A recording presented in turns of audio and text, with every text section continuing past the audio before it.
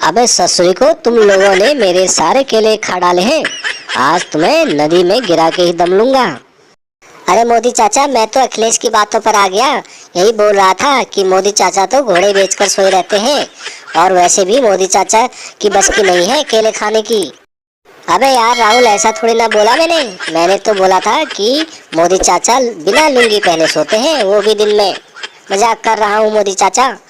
बस 2 केले तोड़ने दो, उसके बाद कभी भी आपके केले तोड़ने नहीं आएंगे। अपने बच्चे समझकर ही छोड़ दो इस बार।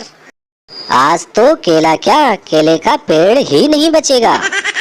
अबे केले क्या घर में पैदा हो रहे हैं जो तुम दोनों हर रोज मेरे केले खाने आ जाते हो? अब तुम दोनों जाओगे नदी में, वहाँ पर खाना मेढक का अचार, वो भी नमक लगाकर। अथू, मेढक का अचार? मैं नहीं खाऊंगा मेढक का अचार। मोदी चाचा, मैं तुम्हें अपनी नई वाली जीन्स दूंगा, इटली से लाया हूँ, मुझे जाने दो प्लीज। अबे राहुल, तू पगला गया है क्या? मोदी चाचा कब से जीन्स पहनने लग गए?